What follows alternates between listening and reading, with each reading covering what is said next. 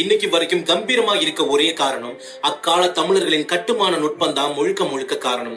அப்படிப்பட்ட கோவிலோட கட்டுமானத்தை பத்தி கட்டடக்கலை கலைஞரும் ஆராய்ச்சியாளருமான தென்னை மெய்மன் அருமையாக சொல்லியிருக்காரு. பெரிய கோவிலோட விமானம் மிக திறமையான தொழில்நுட்பம்.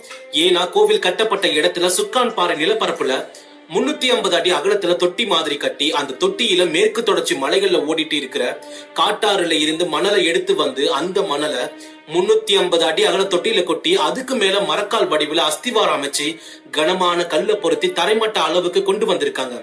இதுக்கு மேல கட்டப்பட்டதுதான் 216 அடி உயரம் கொண்ட கோபுரம். கிட்டத்தட்ட தஞ்சாவூர் தலையாட்டி பொம்மையோட அதே வடிவம் தான் இந்த கட்டுமானத்துக்கும் இருக்கு.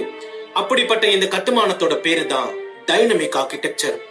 இந்த கட்டுமானத்தோட சிறப்பு என்னன்னா, பூமியோட அசைவுக்கும் அதிர்வுக்கும் ஏத்த மாதிரி கோபுரம் அசைஞ்சு தன்னையே தற்காத்து கொள்ற அளவுக்கு இந்த கட்டுமானம் கட்டப்பட்டிருக்கு.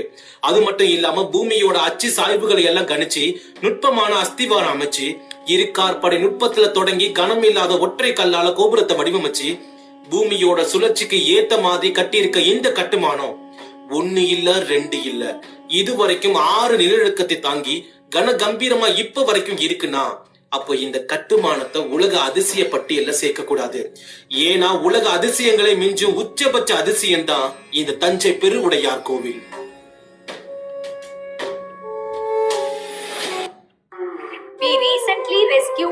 சுல்தான்களும் பெரிய கோவில்ல இருக்கிற எல்லா வளத்தையும் கொள்ளையடிச்சாங்க. பிரெஞ்சுக்காரனும் ஆங்கிலேயனும் பீரங்கியை வச்சு சேதப்படுத்தினாங்க. அது மட்டும் இல்லாம 30 வருஷமா சிப்பாயிலோட கூடாரமா இருந்த பெரிய கோவில் பல தாக்குதல்களை சந்திச்சது. கொள்ளையனும் வெள்ளையனும் சேர்ந்து கோவிலோட சில பகுதிகளை சேதப்படுத்தினாலும் அவங்களால பிரமிக்க வைக்கிற அளவுக்கு இருக்கிற அந்த கோபுரத்தையும் பிரம்மாண்டமா இருக்கிற அந்த சிவலிங்கத்தையும் சுத்தமான தமிழ்ல சொல்லணும்னா ஒரு மயிர் அளவு கூட அசைக்க முடியலங்கிறது தான் ஆணித்தரமான உண்மை. சில வருஷங்களுக்கு முன்னாடி மத்திய தொல்லியல் துறை தஞ்சை பெரிய கோவிலோட திருச்சுற்று பகுதியில இருக்கிற தரைப்பகுதியை எடுத்து திரும்பவும் சரி செஞ்சாங்க. அப்போ 8 அடி ஆழம் தோண்டும் போது முண்டுக்கற்கள் அவங்களுக்கு கிடைக்குது. இதே மாதிரி முண்டுக்கல் கரிகால சோழன் கல்லணையோட கட்டுமானத்திலையும் பயன்படுத்தி இருக்காரு. அப்படிப்பட்ட முண்டுக்கற்கள் பெரிய கோவில கிடைக்கும் போது அந்த முண்டுக்கற்களை பார்த்து மத்திய தொல்லியல் துறையை வியந்து போறாங்க. ஏன்னா 8 அடி ஆழத்துல இருக்கிற முண்டுக்கற்கள்ல கூட யார் அந்த கல்ல பெரிய கோவிலுக்கு கொடுத்தாங்களோ அவங்களோட பெயரை தமிழ் எழுத்துக்கள்ல கல்வெட்டுகளா பொறிக்கப்பட்டிருக்கு.